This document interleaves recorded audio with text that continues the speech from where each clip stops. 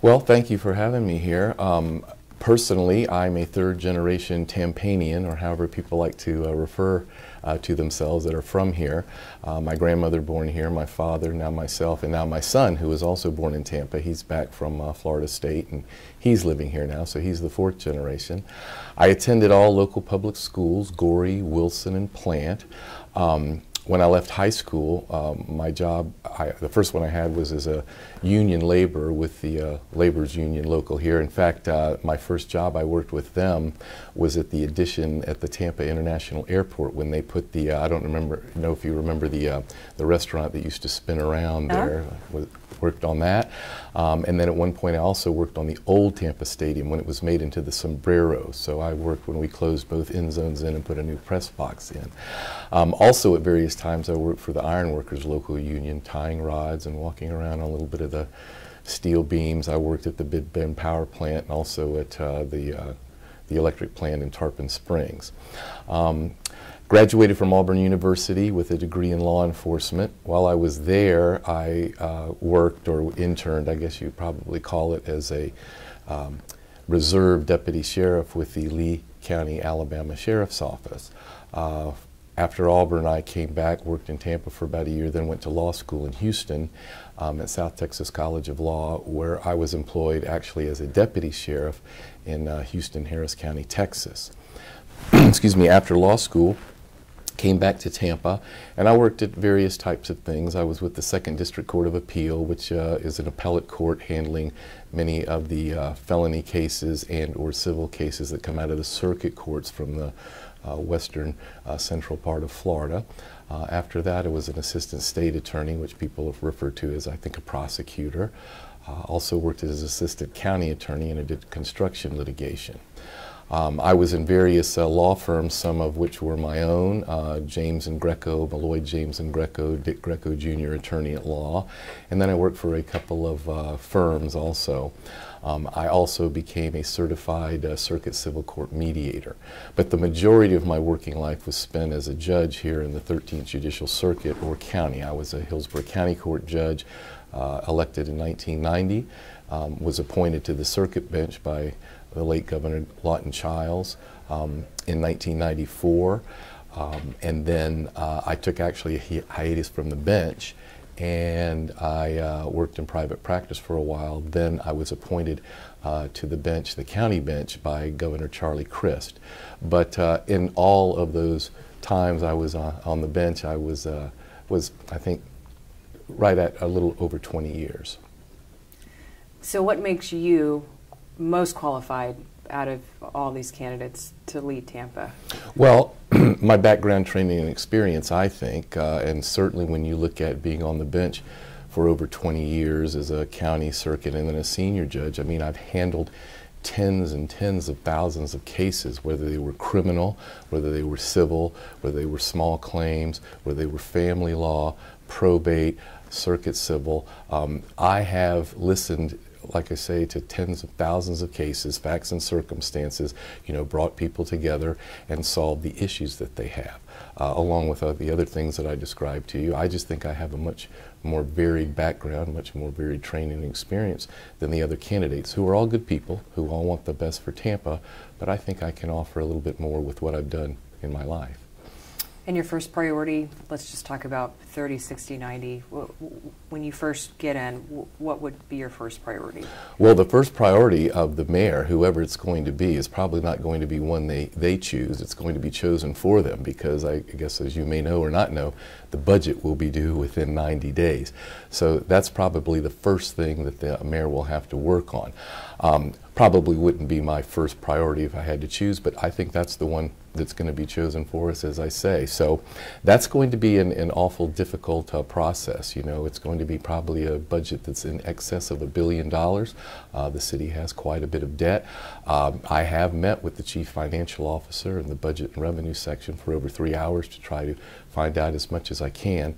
But in that process, what I would like to do, my #1 priority there is make it very transparent, make sure that all the citizens, if they care to find out, can find out what's going on with the budget, where the money's coming from, where it's going, and if they have any questions or comments that they can make those. I'd like to have the budget available for the media to publish, and also print media to publish, and also have it on the internet, so any questions can be answered, and it will be open and transparent. Let's talk about priorities as far as infrastructure improvements. Your top three, and can you give details about how to solve each one? Sure. Well, I think my top three in any of my campaign materials are what I try to tell people, and my top priority is getting connected, or the word connected, but as to transportation and infrastructure, those are also in my top three, but I'll talk about those first and then the connected part, because I think that's most important. But with transportation, the word I use is the congestion. I think that's really in the gridlock, what really we see, that's the most apparent. That's what most of the people complain about. You know, I think we're all adults. You came from a city, I think, as a young person, Atlanta. I've been here in Tampa, but we go to any major city, and as adults, we know, hey, from 7 to 9, from 4 to 6, there's almost no way we can get out of traffic. I mean, no matter what we do, there's probably going to be some cars on the highway. Even though I think our ultimate goal is to try to reduce and get as many vehicles off the road as we can, we realize there's going to be times of peak traffic.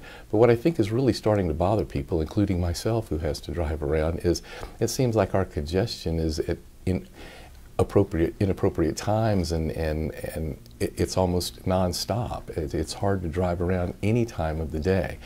So probably trying to relieve congestion would be my first priority in that regard. With infrastructure, I think, again, all you have to do is drive around and we can see much of our infrastructure that is in really bad shape, whether it's our beaches, or whether it's our roads, or whether it's our parks, sidewalks, just anything the city has above ground. I think you can see a lot of it needs repair, maintenance, and fixing up. Below the ground, I'm sure we've heard of all the problems. I mean, just last week there was a huge water main break in downtown that just shut everything down forever. I think there was a big one near Lowry Park several months ago, and I mean, it looked like Old Faithful coming out of the ground. You've probably heard all the reports that much of our piping underground is nearing 100 years old, whether it's water or stormwater or sewer. So many of those things have to be looked at. There's actually, I also met with Brad Baird, who's over most of the infrastructure in the city. The city has a plan to try to replace much of that, and it's in the billions of dollars that it will cost. So 3.4. Yes, so you've also looked at that yourself, and you know, that's going to be very difficult to do given the financial circumstances that Tampa and I think a lot of cities find themselves in. But my number one priority is getting connected, and by that I mean it's very important that everyone realize that none of those things that we talk about, transportation or infrastructure, are going to get done unless we are able to sit down and communicate and cooperate with those that we need to sit down and communicate and cooperate with. And it starts with the neighborhoods. I mean, the mayor's office has to be the conduit between the neighborhoods and the city, and just to sit down, find out in each neighborhood what those people need, want, what they desire, and or for the city to tell them these are the types of things that are going to happen. Just as an example, the city is going to try to alleviate some of the flooding issues in the South Peninsula. That is going to be about a 7-year project. It's going to start in, let's say, fiscal year 2020, probably run through fiscal year 2027. You know, the mayor's office and or the city needs to let the citizens know this is going to happen, these roads are going to be torn up on such and such a date, you know, to try to minimize the impacts there. Also, connectivity means that the mayor's office needs to connect with every entity that's going to be involved, whether it's the city's own city council, or the county commission, or any of our legislative delegation, the governor's office, or even up in Washington. Because we talk about all these things like we want to, you know, have some type of technology, transportation, whether it's rail, light rail, a bus system, maybe from the airport to downtown, or downtown to the University of South Florida, or downtown to St. Petersburg, or bringing traffic in that's coming from all our surrounding counties, the region. The bottom line is, as you probably know, the city has none of those resources under its jurisdiction. I mean, the mayor has no jurisdiction really over Heartline. We've got to get along with Heartline. We've got to communicate with them. The airport is the airport authority. Many of the roads in Tampa, including Himes, are not even City of Tampa roads. Neither is Dale Mabry, neither is Bayshore, neither is Bay to Bay, neither is Gandy, neither are the interstates. So all of these entities would have to be brought together for us to do anything. We also need to do the same with any of our surrounding governments, meaning Pinellas County, Manatee County, Polk County, Pasco County. Make it a regional approach to some of these things, because that's the only way it will get done, and even technology-wise, the only way it will get done. And I think I would be the best person to do that. That's what I'm espousing. You hear a lot of plans. You know, every candidate has a plan, their own plan. There's even a government plan, which you probably know since you know the city's $3.4 billion budget is called the 2040 plan. But no plan will work without proper implementation, and the implementation of them begins with getting those entities and the neighborhoods to the table, everybody talking about what's going to happen, what's going to be best, and then solving them with an effort that involves everyone. Let's talk about how difficult it is to walk and bike around Tampa safely. How would you make it a more walkable, bikeable city? Well, you know, you hit the nail on the head with the word safely. I think many people want to walk and bike, especially when you start to look at the core city. We're kind of getting a little, you know, a cultural change there. We're seeing areas like, you know, Water Street is developing in Channelside. I myself live on Harbor Island. I walk all over down there, the River Walk and some of the places I want to go. But you said the word safely, and that's a biggie. That's a very, very difficult question to answer. Now, I note that government has been coming in and promoting walking and promoting biking, which is a great thing. But just as an example, you look at Jackson Street in downtown Tampa. That was turned into, there was a bike lane put in there. I don't know if it's the one that actually runs by City Hall, up from Ashley Street, but it runs east and west. But what was done there was one lane for parking was taken off from the curb, and that was turned into a smaller east-west bike lane. That was divided, and then like a median was placed between the bike lane and then the parking lane for the cars. So there was at least some kind of buffer for anyone who wants to bike on these lanes. Now you contrast that with Hillsborough Avenue right here, just a few blocks from this station. You can start at Dale Mabry and you can go all the way to Florida Avenue. I think it runs east and west. And what government has done and come in is created a bike lane, which is in theory a wonderful thing to do. But all they've done is come and painted a stripe on the, you know, right side of the road, whether you're heading east or west, you know, put in the little bicycle icons, and then kept left turns lanes and everything else. And there's nothing to give any other type of buffer between a vehicle and the bicycle, like to warn a car, you know, maybe that you're running into the bike lane, because many people are driving distracted today, which isn't a way we should do it. But what I'm saying is, I don't know many parents that would probably allow their children to ride in a bike lane, even though it's a designated bike lane on Hillsborough Avenue, when there's no protection between, you know, a vehicle and a car and a warning system. I think those things, like you talk about walking, biking, definitely need to be promoted, and promoted in, you know, ways that make it safe. There are many, many places in the city, I'm sure if you've gone around, need desperately sidewalks to even be built. But like, get back to what we talked about before, many of the sidewalks that are already there either have a, you know, like on Gandy Boulevard, telephone pole in the middle of the sidewalk, or they're cracked, or they're, you know, trees have you know, caused them to have, you know, differences in elevation that make it difficult for people to walk, or they're even too small now. I mean, two persons can't even pass side by side on them. So there's a lot that we can do to promote, you know, bicycles, promote safety, promote walking safety. We'll have a better shot at that type of thing with new construction that's coming in, but we're going to have to do a lot with what's already here. I don't know, did you mention that you have a transportation plan? A lot of people have put out a website and detailed, you know, in 20 pages or whatever the case is, their plan. Do you have one, and how crucial do you think that is in this race? Well, the crucial thing to me is to get everyone to the table. Like I think I said, I don't have a written plan. I don't know that anyone's written plan will be something that can come to fruition. I think if you read through every one of them, take into consideration what I'm saying, they can't be a plan that just Tampa can solve. I mean, they're going to involve other entities. You know, to just give you an example, some plans say, well, we're going to use CSX right-of-way. We don't own that yet. That's a separate company that we don't own. Some talk about, you know, we're going to do this from St. Pete to the airport and then go to Wesley Chapel. We don't own St. Pete. We don't own the airport. We're going to have to cross roads and maybe railroads and all types of things that we've got to bring other entities to the table to do, even if that plan was to come to fruition. So my plan is that I don't know that we can implement any of these other plans, and they might be things that work, but we've got to bring everyone to the table and got to get the experts that are going to tell us this is what we can do.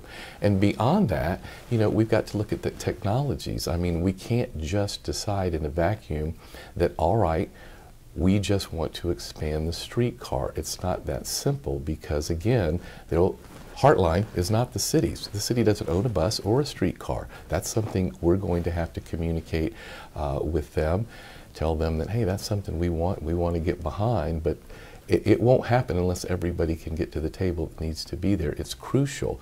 Like I say, the implementation is very critical and important, not just the plan. Understood.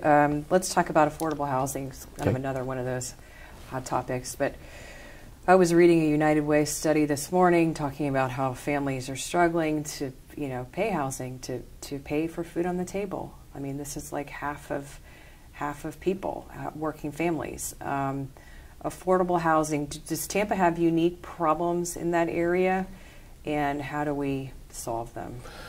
I would not say Tampa has a unique problem because I think that's a problem for many, if not all cities. But it is a genuine problem here, and I think all of the candidates have recognized that.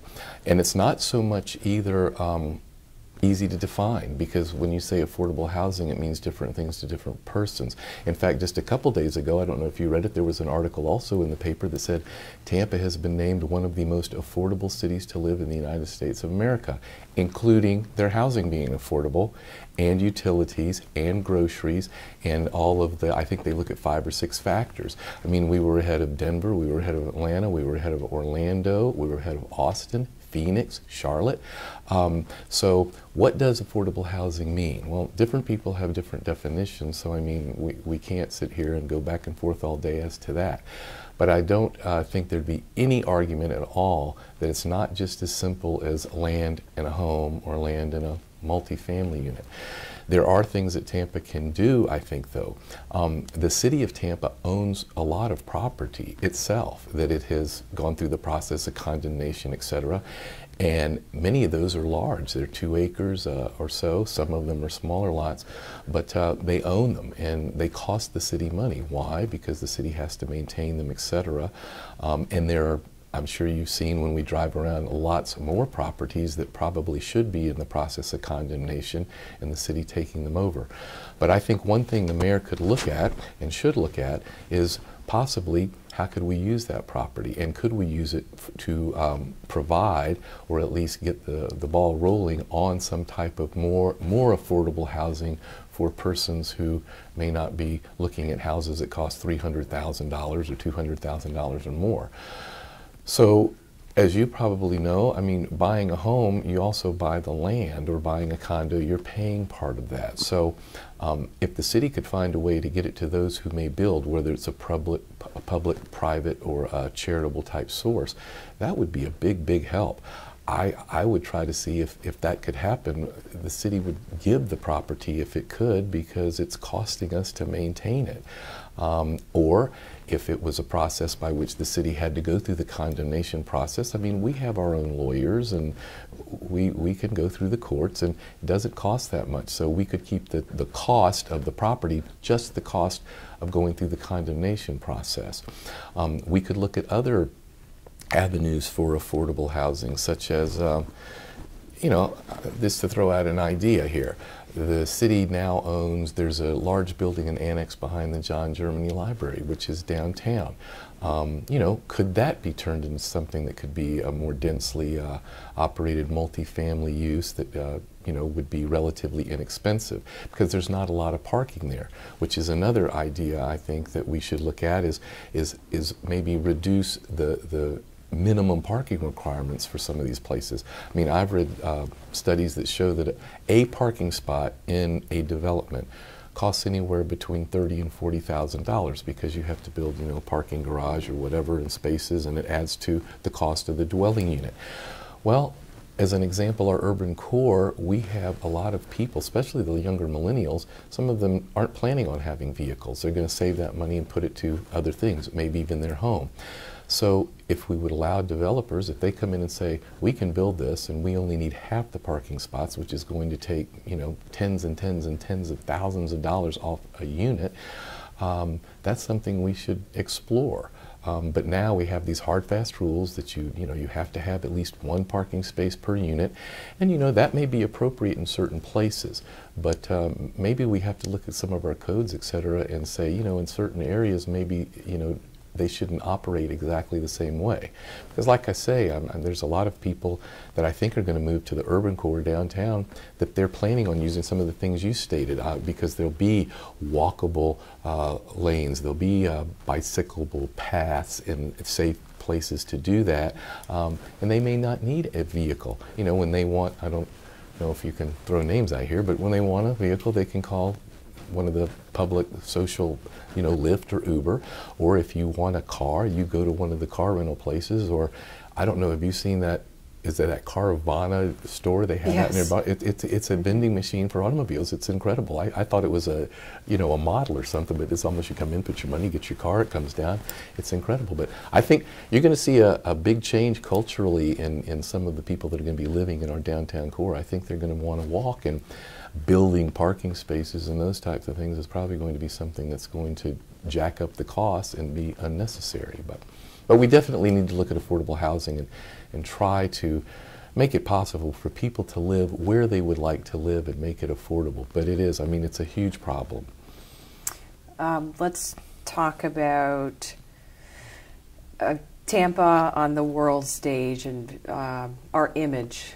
What is your vision to keep us in the spotlight and to make us a world-class city? If we, you know, a lot of people consider us that anyway because of Super Bowls and all the big events we've hosted, but how do we continue that trajectory? Well, you know, our mayor has done a great job. When Mr. Buckhorn ran in 2011, he used to say, excuse me, while he was running, I'm going to give this city wings, and I always wondered what he was talking about. But when you look back at the last 8 years of what he's done, he's made Tampa fly with those wings, and I like to come across and say, well, I'm going to make it soar, you know, I'm going to go on from him. But all those things you mentioned are the things we have to maintain and keep up. We have also a world-class airport. You look at our airport, I mean, it's incredible when you think it was designed in the late 60s. I don't know if you know that. As it sits today, it was, I think, occupied and opened in 1972. I remember going from high school and we'd go out just to ride those trams. I mean, and that was the most futuristic thing we'd all had ever seen, you know, before there was all the security and you could do that. We'd ride them all night, and the art that they would put in the airport was incredible. I mean, they had those big pelicans. I think they're still there, you know, 50 years later. Those were just incredible. And look at the airport now. I mean, it's world class. It generally always comes in the top 10 in the United States and even worldwide. Look at our port. We have the largest port by tonnage in the entire state. I think our downtown is turning into something that's very recognizable, you know, our downtown core. But yeah, we just have to keep that momentum going. We also have to make certain, and I think that one thing that would put Tampa on the map, and it should be a goal of any mayor in any city, is that the city is welcoming to those who are, you know, wanting to come here, regardless of your race or color or creed or national origin or your gender or your sexual orientation or physical disability, religion, etc., that you're welcome here. For that, we need to have jobs, we need to have housing, we need to offer those types of things that people want. the number one thing is usually education, a quality education. The second thing is arts and culture, and you go from there. But just to work hard on all those things every day. You know, the mayor can't get everything done, but I think the mayor, you know, one thing you can say about Bob Buckhorn, and I'd like to emulate that, is he's very passionate about Tampa. He's very excited about Tampa. And it's just a trickle-down effect. And I think wherever he goes, he talks the city up, whether it's local, whether he's cutting the ribbon at a, you know, small business, which is very important, or a huge corporation, which is very important, or whether he's out of town speaking at some, you know, mayor's engagement. You know, it's all about Tampa. And I think that keeps the city on the map and on the move and on the go and makes it successful. We touched a little bit about the budget and the shortfall we've had over the past 8 years. What about our bond rating, securing our bond rating status and making sure we don't slip? Well, that's huge, of course, because there's issues there that, you know, you don't want your bond rating to slip, because then it's hard to get investors. I looked over all of our bond ratings from each of the bond rating companies when I spoke with our CFO and spent about 3 hours there. We still have a very, very high bond rating. And I mean, again, you've hit the nail on the head. I don't know what more I can say other than we need to do everything that keeps our bond rating high. Now, the problem we have is we're not going to have a lot of surplus, but we do have to keep money in reserve, not only just to keep your bond rating high, but you know, in this day and age, cities have seen, especially in Florida, you know, catastrophe has happened through nature. You have to have monies available for that. There are acts of terrorism that come up, and God, I hope it doesn't happen here, but you know, you have to have monies available for that, and you have to have monies available for things that you know you can't foresee. Sometimes you can't foresee that a huge water main is going to blow up, or maybe something comes to town that requires, you know, more police personnel or fire personnel or services from the city, so you have to have that. But yes, keeping the budget, or enough in the budget where you have reserves for the bond, those who rate the cities and those who pay attention to that are satisfied. But our bond rating right now is very high. I've looked at every one of the rating services, and we really are still way up there, which is great. And our last question, talk about something voters would be surprised to know about you. They'd be surprised to know about me? Well, I think they'd be surprised to know that of my background and my training and my experience. I mean, a lot of people have known me, you know, as a judge. Unfortunately, although that's a political position, I was never able to really get out and campaign like I am now. So I think people have found that I have a sense of humor, and that I am very talkative, and which I couldn't do when I sat on the bench. I have a lot of positions, and I have a lot of ideas, and I have a lot of things I like to say, which, as you probably know, as a judge, you could never comment on anything, whether you were for or even against anything. So I think people are surprised to know, like I say, I have a sense of humor. I like to talk. I'm more personable than I was probably sitting on the bench, through the necessity of not trying to show any type of favoritism, etc. But I think they find that I was a very friendly person, and not, you know, some stoic person that sat up there and decided cases all day long.